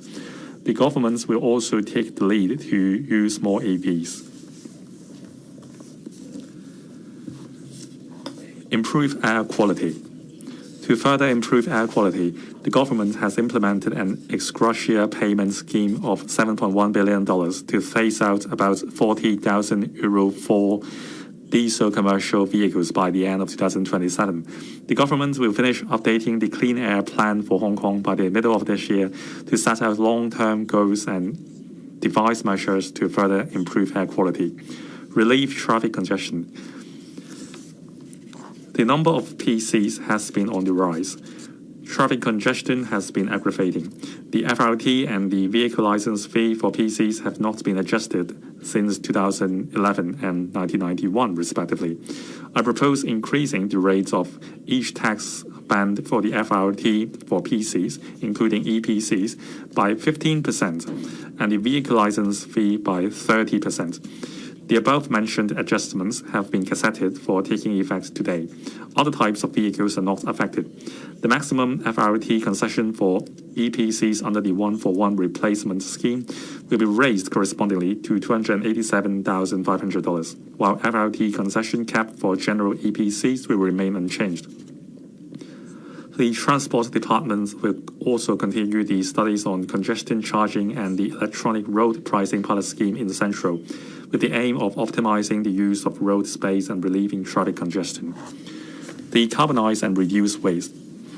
In addition to the resources earmarked in previous budgets, I will set aside an extra $1 billion for more than 80 projects to install additional small-scale renewable energy systems at government buildings and infrastructure. I will also set aside $150 million to conduct energy audits and install energy-saving appliances free of charge for NGOs subvented by the Social Welfare Department. In addition, the Green Tech Fund, set up with an allocation of $200 million by the government, has just closed the first round of applications. The result is expected to be announced in the middle of this year. All these measures can help Hong Kong advance towards its carbon neutrality target and will also create jobs. The government will inject an additional funding of $1 billion to the Recycling Fund and extend the application period to 2027, so as to render continuous support to the trade, particularly the SMEs, in enhancing its operational capabilities and efficiency, as well as coping with the latest needs of both the local and non-local markets. It is expected that more than 1,000 businesses will benefit from the measure. Quality living. Apart from large-scale infrastructure projects, I also care about developing a quality city for our citizens, including enhancing the facilities in the highly popular country parks, hiking trails, recreational facilities, and harbourfront facilities. I will allocate more resources to the relevant projects. I will set aside $500 million to carry out enhancement works on facilities in some country parks, such as providing recreational elements like additional lookout points, treetop adventure, and glamping sites, improving toilet facilities and barbecue and picnic sites, and revitalizing some wartime relics. by converting them into open museums so as to enrich visitors' experience and enjoyment at the countryside. The new facilities will adopt low-carbon and green design that integrates with its natural surroundings. The needs of all age groups and people with or without physical disabilities will be catered for. The new facilities will be rolled out gradually in the coming 2 to 3 years for public enjoyment. Meanwhile, I have also earmarked $55 million for the Tourism Commission to work with the AFCD to take forward the second phase of the enhancement program for 10 popular hiking trails in country parks that have potential for tourism in the coming 5 years with a view to enriching leisure experience of the public and visitors. Upgrade recreational facilities. The government has launched a 5-year plan to modify more than 170 public play spaces managed by the LCSD across the territory since 2019, with a view to providing children's play equipment which incorporates more elements of fun, creativity, and challenge. To cater for people's diverse needs for fitness equipment, the LCSD will install some novel outdoor fitness equipment as appropriate when constructing new parks or renovating existing ones, such as the Yatming Road Park in North District, which is near completion, and the Butterfly Beach Park in Tuen Mun. Football has long been one of the most popular sports. The Kai Tak Sports Park, scheduled for completion in 2023, will provide, among others, 2 main stadiums for hosting both international and local football matches. The 5-year plan for sports and recreational facilities also includes the construction or reconstruction of 12 football pitches, including the redevelopment of Yuen Long Stadium. I will earmark $318 million to implement a 5-year plan for upgrading over 70 football pitches under the management of LCSD, including substantially increasing the number of 5A-side football pitches meeting international standards, exploring the possibility of expanding the existing football pitches into standard 11-a-side turf pitches, and expediting the replacement of artificial turf on football pitches. Relevant national sports association and affiliates, district football groups, schools, and other organizations with more up-to-standard football pitches to organize football training programs and football matches in the future. The general public, in particular young people, will have more opportunities to play football regularly and develop their potential, thereby contributing to the long-term development of football in Hong Kong. Enhanced harbourfront. I have earlier earmarked a total of $6.5 billion for harbourfront enhancement. We have completed 6 kilometers of harbourfront promenades over the past 3 years or so for public enjoyment. The 20-kilometer-plus Victoria Harbourfront promenades have now become popular leisure sports. This year, we will seek funding from the Legislative Council for commencing the construction works of 2 major projects, namely the boardwalk underneath the Island Eastern Corridor and the Harbourfront Park at Eastern Street North in Sai Ying Pun. An incremental approach will continue to be adopted so that the harbourfront sites can be opened as early as possible for public enjoyment. Strengthening healthcare system, healthcare facilities, and manpower. The Hospital Authority will press ahead with the implementation of the first 10-year Hospital Development Plan, HDP, and the planning of the second 10-year HDP. The HA will review the design of hospital projects under the 2 10-year HDPs, taking into account the experience in combating COVID-19 and incorporates required provisions for 2 to 3 general wards in each selected hospital, so that they can be readily converted into Tier 2 isolation wards when the need arises. To strengthen professional healthcare training, around $1.9 billion has been allocated to the University of Hong Kong, the Chinese University of Hong Kong, and the Hong Kong Polytechnic University in the past 2 financial years for carrying out short-term renovation works and facility enhancements, as well as studies and medium and long-term works projects to increase their teaching facilities. The governments will continue to work with the universities to upgrade and increase healthcare-related teaching facilities. Healthcare workers play a pivotal role in our fight against the epidemic. The last budget earmarked funding to support the HA in providing sufficient manpower for the public healthcare system and easing the pressure on healthcare workers. The measures are being taken forward. Primary healthcare. Following the commencement of service of the First District Health Centre, DHC, in Kwai Ching District, I earmarked $650 million recurrence expenditure for setting up DHCs in 6 other districts last year. 2 of them in Sham Shui Po and Wong Tai Sin targets to commence operation within the coming 2 years. Last year, I also allocated about $600 million for setting up DHC expresses in the remaining 11 districts, which are expected to commence service progressively within this year. Development of Chinese medicine. The government will award the service deed for the Chinese Medicine Hospital in Chengguano in the middle of this year, and construction works are expected to be completed in 2025. Since last year, the government has also allocated more resources to the 18 Chinese medicine clinics cum training and research centers, with a view to continuously enhancing the remuneration package of and training for Chinese medicine practitioners. Moreover, the government promotes the development of Chinese medicine in Hong Kong through a dedicated fund of $500 million. Mental health services. The government will provide additional recurrence funding of around $147 million to enhance child and adolescent psychiatric, community psychiatric, and psychogeriatric services of the HA and support the enhanced service of Kwai Chung Hospital upon its redevelopment. It was earlier announced that a sum of $300 million will be used for strengthening support for people in need in the community, as well as enhancing public awareness of the importance of mental health. Caring and inclusion. The government will provide an extra 1,500 subsidized elderly home care services places this year, involving an annual expenditure of about $150 million. The government is also taking forward 66 new projects, providing about 8,800 residential care places and about 2,800 subsidized daycare service places for the elderly in the coming few years. The government has substantially increased the resources allocated to rehabilitation services in recent years. The number of places for on-site preschool rehabilitation services has been increased by 1,000 to 8,000 in the current school year, and is expected to further increase to 10,000 in 2022-23 school year. The Labour Department launched the Racial Diversity Employment Program last year to enable NGOs to provide one-stop employment services for ethnic minority job seekers through a case management approach. Over 500 ethnic minority job seekers are expected to participate in the first 2 years of the program. The revenue for the lotteries fund has dropped substantially due to the epidemic. I will make an injection of $1.1 billion to ensure that development projects in respect of much-needed social welfare services premises, particularly major facilities for elderly and rehabilitation services, can proceed as scheduled, and that the feasibility studies and detailed design work for such projects will not be affected.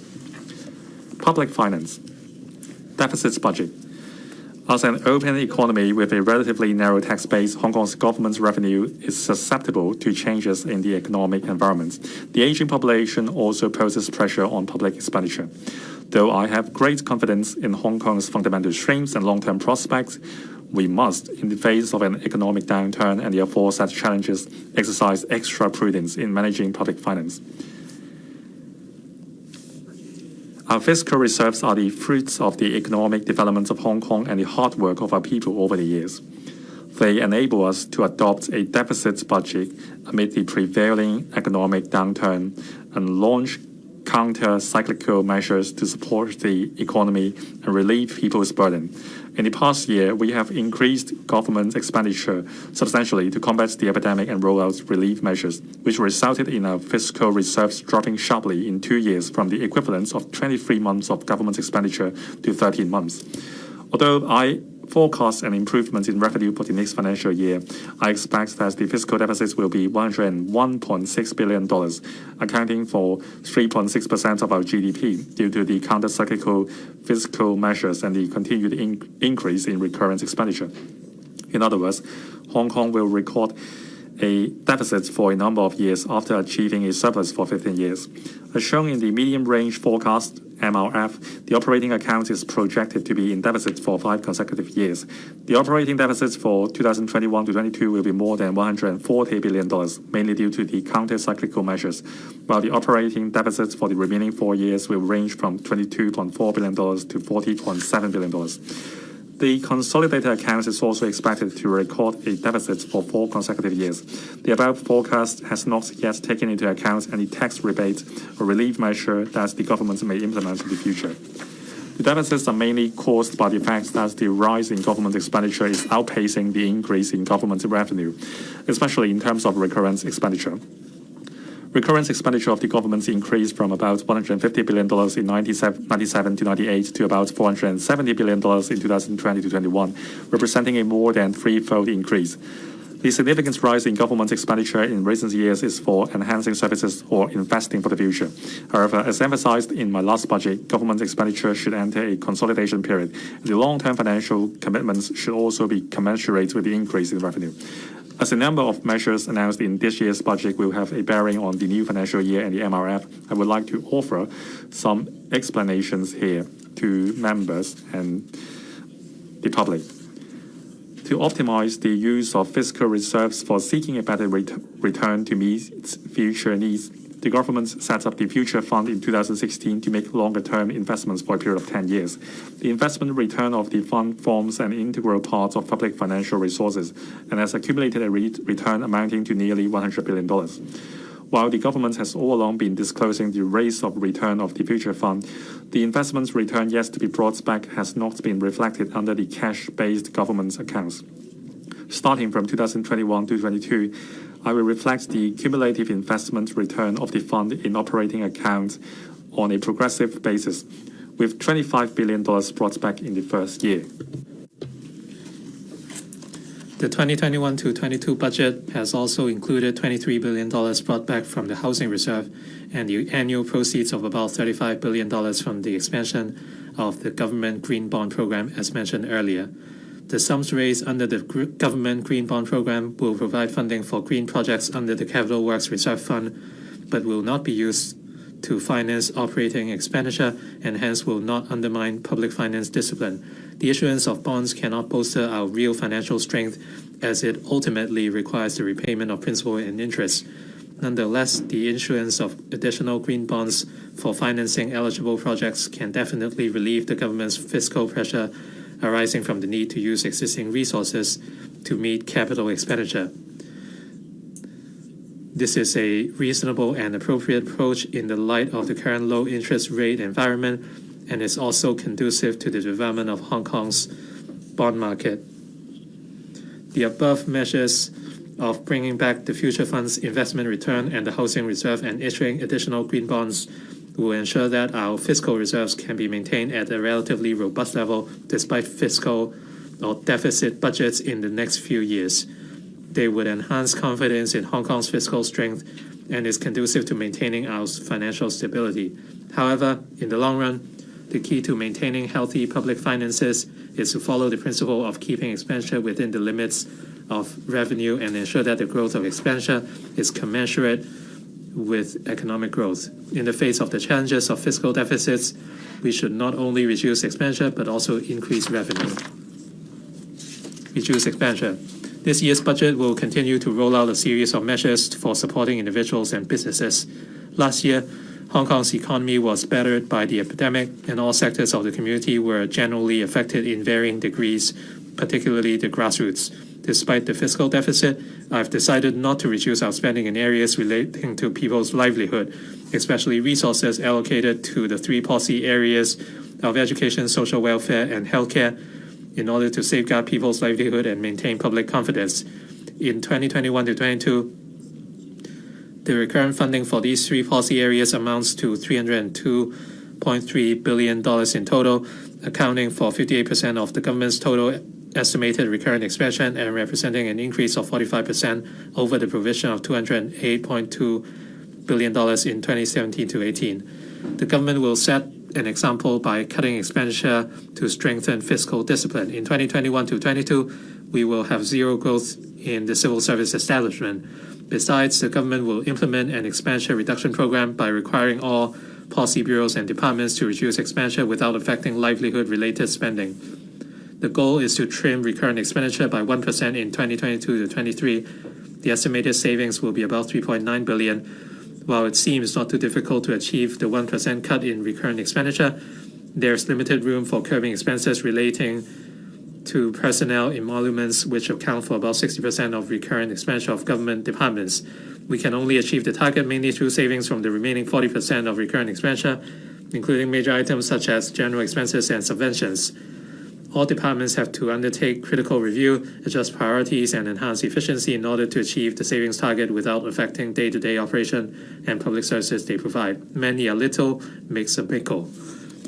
Increase revenue. As I have pointed out in my budget last year, Hong Kong needs to maintain the development and vibrancy of our economy and identify new areas of growth with a view to increasing our revenue.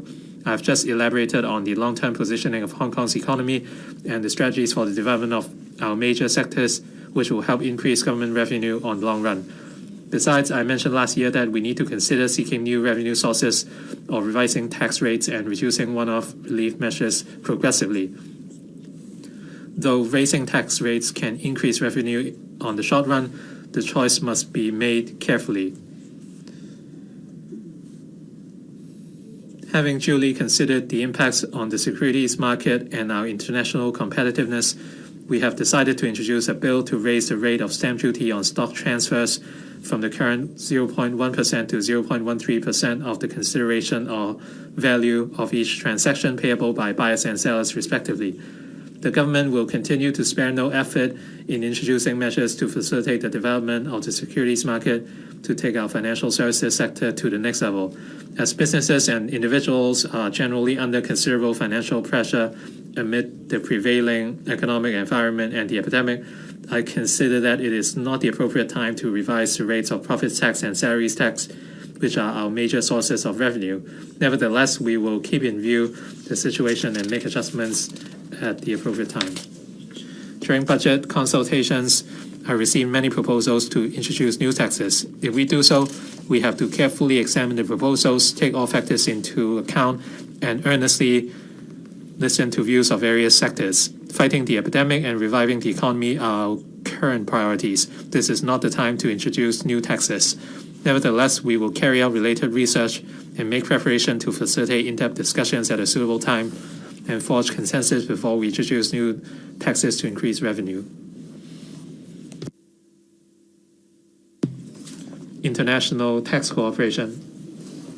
The Organization for Economic Cooperation and Development is drawing up new proposals to address base erosion and profit shifting, or BEPS 2.0, which include the introduction of a global minimum tax rate and a digital tax. In mid-2020, the advisory panel on BEPS 2.0 commenced work on assessing the impact of the proposals on Hong Kong. Meanwhile, the government has been collecting views from stakeholders in the business sector. Taking into account the preliminary views of the advisory panel, I would like to outline the direction of the government's response measures so that the business sector can have a better grasp of the issue and make early preparation. First, as an international financial and business center, Hong Kong will actively implement the BEPS 2.0 proposals according to international consensus.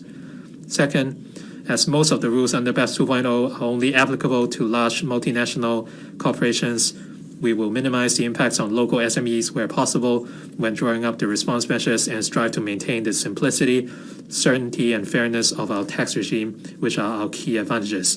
Third, while safeguarding Hong Kong's taxing rights, we will at the same time minimize the compliance burden on affected corporations. Fourth, we will keep up our efforts in improving Hong Kong's business environment and enhancing our competitiveness to attract multinational corporations to invest and operate in Hong Kong. Once the OECD has finalized the proposal, the advisory panel will put forward its recommendations on the specific response measures in its report to me. Rating system.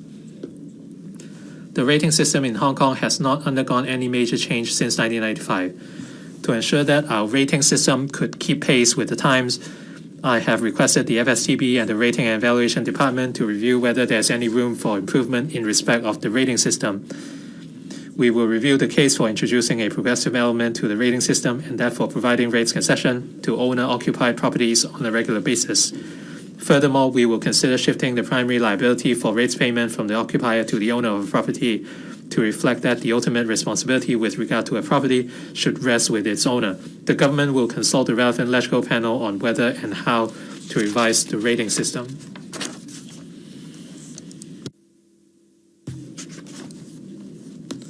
Revised estimates for 2020 to 21. The 2020 to 21 revised estimates on government revenue is 543.5 billion, lower than the original estimate by 5.1% or 29 billion. This is mainly due to the lower than expected revenue from land premium. Revenue from land premium is 87 billion, substantially lower than the original estimate by 31 billion, mainly due to the deferment of the disposal timetable of a high-value commercial site in the year.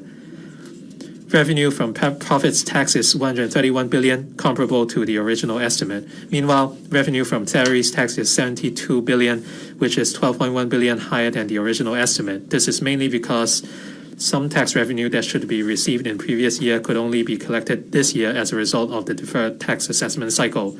Stamp duty revenue is 79 billion, which is 4 billion higher than the original estimate. This is mainly due to the hectic trading in the stock market. As for government expenditure, The revised estimate is $820.4 billion, 12.2%, or $89.3 billion higher than the original estimate. This is mainly because of the need to make injections into the AEF and meet expenditure on other helping measures. At the same time, expenditure on public works project was $7.1 billion lower than the original estimate. All in all, I forecast a deficit of $257.6 billion for 2020 to 21. Fiscal reserves are expected to be $902.7 billion by the 31st of March 2021. The civil service establishment increased by 6,082 posts in this financial year, representing a growth of 3.2%. The increase in the establishment is mainly due to the implementation of new policies and measures by the government and the need to cope with additional workload. Estimates for 2021 to 22. The major policy initiatives announced in the 2020 policy address involve an operating expenditure of about $18.3 billion and a capital expenditure of $2.1 billion. I will ensure that adequate resources are provided to fully support the launch of these initiatives. Total government revenue for 2021 to 22 is estimated to be $591.1 billion. Earnings and profits tax is estimated to be $200.7 billion, decreasing by 6.1% compared with the revised estimate for 2020 to 21. Having regard to the land sale program and the land supply target of the coming year, revenue from land premium is estimated to be $97.6 billion, increasing by 12.1% compared with the revised estimate for 2020 to 21. Revenue from stamp duties is estimated to be $92 billion, increasing by 16.5% compared with the revised estimate for 2020 to 21. The current term government has launched a series of measures to improve people's livelihood.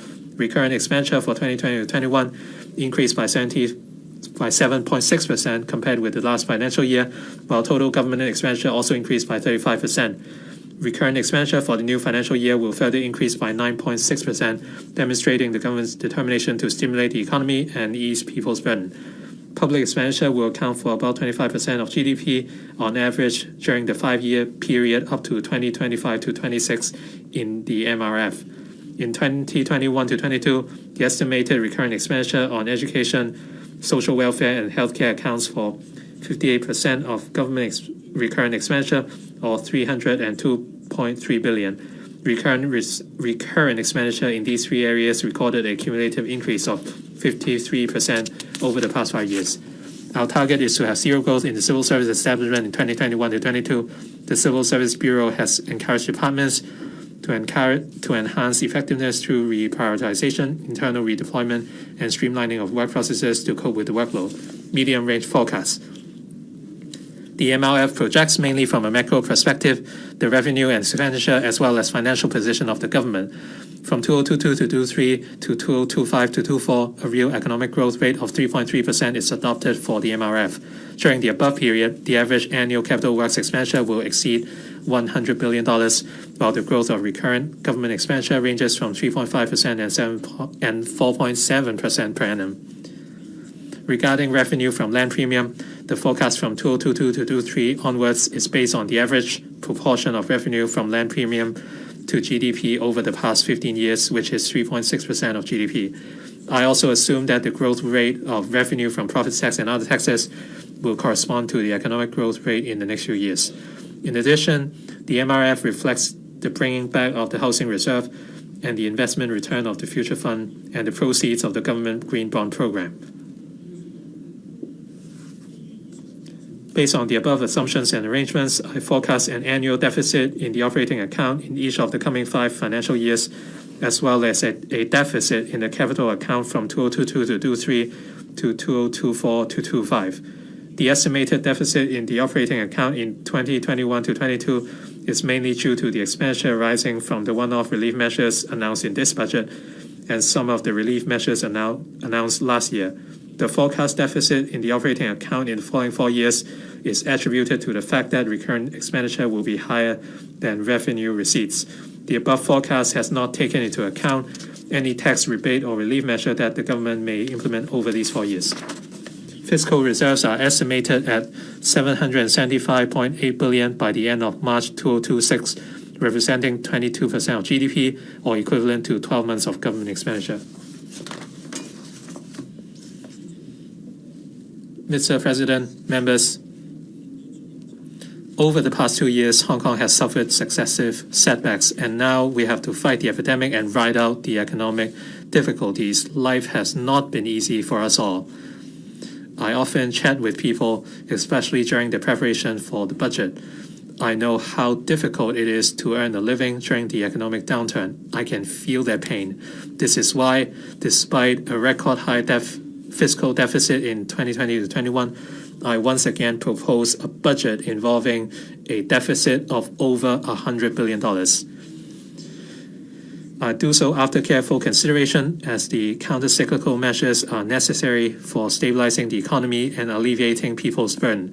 At the same time, I'm mindful of the need to expand government revenue and create fiscal space in a prudent manner.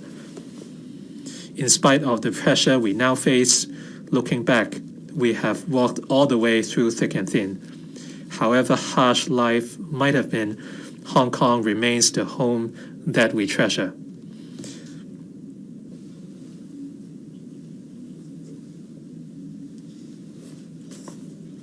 Home is not where we find perfection.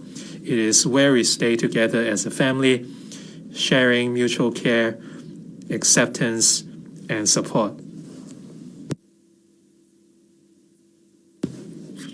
This unprecedented pandemic reminds us that we are all in the same boat. Deep-seated conflicts cannot be resolved instantly, nor can wounds be healed overnight. Given time, even the tightest knot can be untied.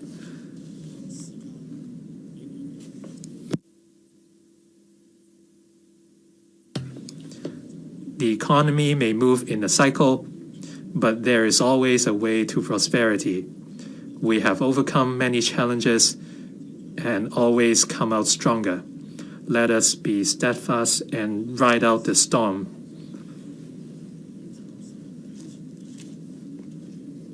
Together, we will build a better Hong Kong. Thank you, President. Thank you.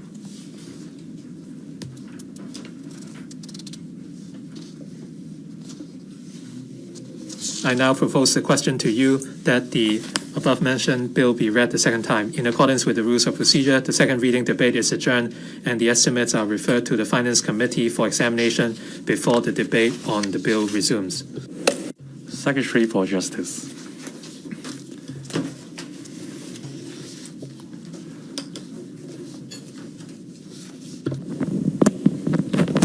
主席 President, I move that the Arbitration Amendments Bill 2021, that is the bill, be read a second time.